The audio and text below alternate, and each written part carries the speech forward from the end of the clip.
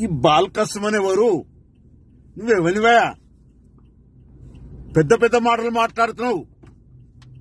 కండ కావురమా? మదమా? డబ్బులు బాగా పిచ్చిలేసిందా? నాలుక కనుక మందమై షేర్లొస్తే ఉప్పు పసుపు పెట్టి రాకుతాం. ఎక్కడికి దొరికితే అక్కడికి మాట్లాడుతున్నావు.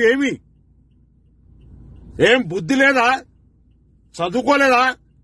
జ్ఞానం లేదా?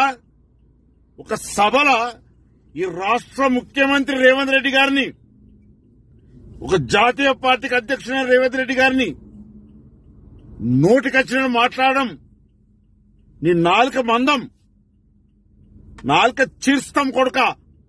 ఏమనుకుంటున్నావు? ఈ తెలంగాణ రాష్ట్రాన్ని తెచ్చింది కాంగ్రెస్ పార్టీ. మేం పార్లమెంట్ నుండి కొట్లాడి తెచ్చినాం, బిల్లు పెట్టించినాం. నీకు ప్రభుభక్తి కావాలనుకుంటే కేసీఆర్ బూట్లు నాకు, కేటీఆర్ పాదాలు నాకు. వాళ్ళు మెచ్చుకుంటారు. అట్ట కూడా మెచ్చుకోకపోతే నేను ఫోన్ చేసి చెప్తా వాడిని మెచ్చుకోమని. ఏం మాట్లాడతావు? ఎక్కడికి పడితే అక్కడికి మాట్లాడడం మంచి పద్ధతి కాదు. నువ్వేంటిది? నీ స్థాయి ఏంది? నీ పద్ధతి ఏంది? నీవు పెద్దపల్లికి పోయినాడు రబ్బర్ చెప్పులతో వేరే కొడుక. ఇంత డబ్బు ఎక్కడికి వచ్చింది? ప్రజలను ముంచి మోసం చేసి డబ్బులు సంపాదించి ఎక్కడికి పడితే అక్కడికి మాట్లాడుతా ఉన్నావు కొడుక. నీ సంగతి తెలుస్తారు.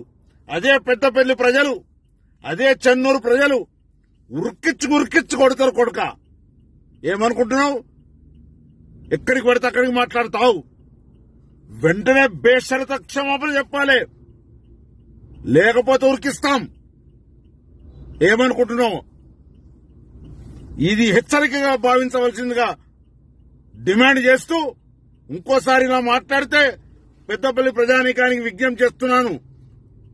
ఈ బాల్కసుమన్ను పొలిమేర దాటి కాదక మెట్టుపల్లికి పోయేదాకా ఉరికిచ్చి కొట్టాలని విజ్ఞప్తి